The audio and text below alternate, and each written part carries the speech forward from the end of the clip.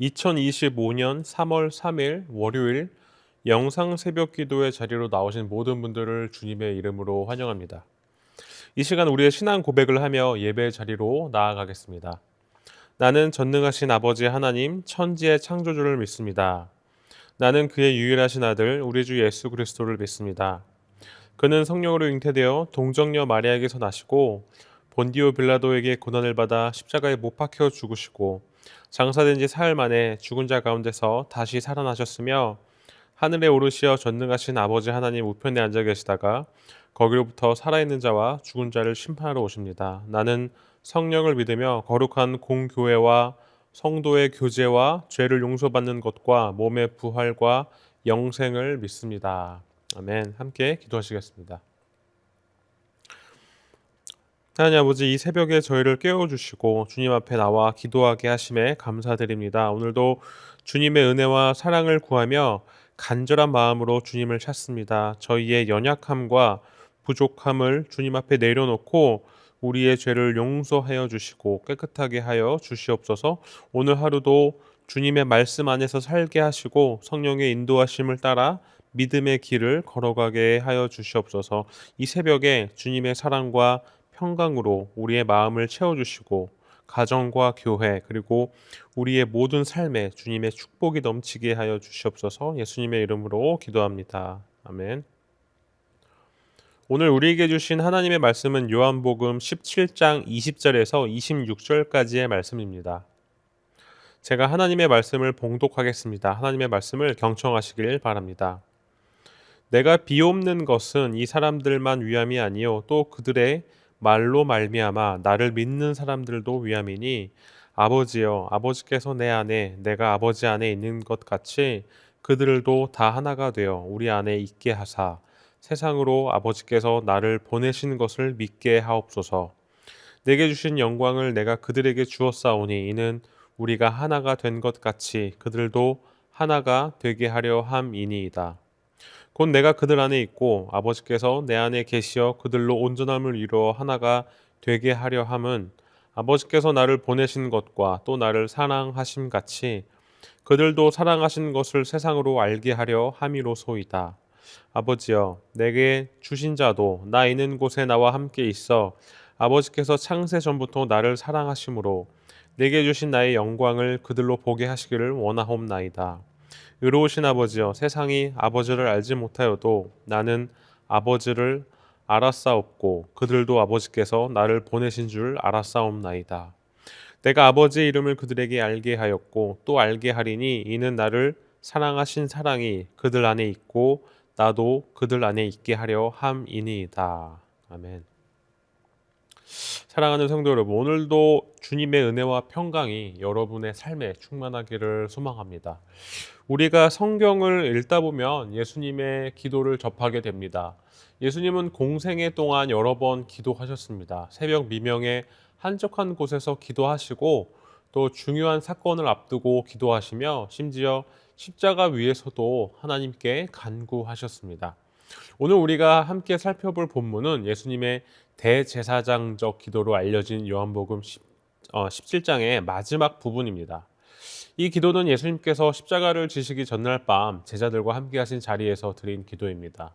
이 기도는 예수님께서 제자들뿐만 아니라 장차 예수님을 믿게 될 모든 사람들을 위해 드린 기도입니다.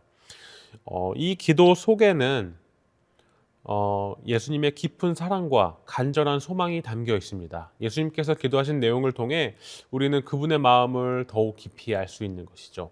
오늘 말씀에서 이 세 가지 포인트를 통해 오늘 본문을 나누어 보겠습니다. 우선 예수님의 간구, 하나됨을 위한 기도, 그리고 예수님의 소망, 하나님의 영광을 경험하는 삶, 그리고 예수님의 사랑, 하나님의 사랑 안에 거하는 삶, 이 세 가지 포인트를 이 말씀을 통해 예수님의 마음을 배우고 또 그 사랑을 경험하며 하나님의 뜻을 이루는 삶을 살아가기를 소망합니다. 우선 첫 번째로 예수님의 간구, 하나됨을 위한 기도의 부분을 살펴보면 예수님께서는 자신의 제자들뿐만 아니라 앞으로 제자들의 말씀을 통해 믿게 될 모든 사람들을 위해 기도하셨습니다. 이는 오늘을 살아가는 우리를 포함한 기도이기도 합니다. 예수님의 기도는 단지 외적인 형식이나 종교적 의무에 그치는 것이 아니라 매우 본질적이고 근본적인 질문을 우리에게 던지고 있습니다. 한 번은 유명한 그 기독교 철학자인 프랜시스 셰퍼가 사람들에게 이런 질문을 던졌다고 합니다. 만약 오늘 밤 당신의 모든 기도가 이루어진다면 세상은 어떻게 변할까요? 이 질문을 들은 많은 사람들은 잠시 침묵에 빠졌습니다. 왜냐하면 그들의 기도가 대부분 자기 자신이나 가까운 사람들의 필요에만 머물러 있었기 때문입니다. 그 기도가 이루어진다 해도 세상에는 큰 변화가 없을 수도 있다는 사실을 깨달았기 때문인 것이죠. 예수님의 기도는 이러한 우리의 기도와 차원이 다릅니다. 예수님은 제자들뿐만 아니라 그들을 통해 믿게 될 모든 사람들, 곧 온 세상을 바라보시며 기도하셨습니다. 예수님의 기도의 본질은 모든 믿는 자들이 하나가 되게 하옵소서라는 것이었습니다. 예수님의 기도는 우리가 하나님 안에서 진정한 연합을 이루는 것에 집중하고 있습니다. 여기서 하나됨은 단순히 외적인 일치나 표면적인 친교를 말하는 것이 아닙니다. 마치 삼위일체의 하나님께서 하나이시듯 진정으로 마음과 뜻과 영이 하나가 되는 깊은 연합을 의미하는 것이죠. 우리는 이 질문을 우리 스스로에게 던져야 합니다. 나는 예수님의 이 기도에 응답하고 있는가? 내가 속한 가정에서, 교회에서, 공동체에서, 그리고 세상 속에서 나는 진정한 연합을 이루며 살아가고 있는가 돌아보아야 한다는 것이죠. 예수님은 우리를 통해 세상이 하나님의 사랑을 알게 되기를 원하십니다. 우리의 하나됨이 세상의 하나됨의 영광을 드러내는 통로가 된다는 사실을 기억하며 예수님의 본질적인 기도에 우리 삶으로 응답하는 성도가 되기를 소망합니다. 두 번째로 예수님의 소망, 하나님의 영광을 경험하는 삶입니다. 예수님께서는 자신의 영광을 우리에게 주셨다고 말씀하십니다. 하지만 여기서 말하는 영광은 세상이 말하는 화려함이나 성공을 의미하지 않습니다. 예수님께서 주신 영광은 겸손과 희생 그리고 사랑 안에서 드러나는 영광입니다.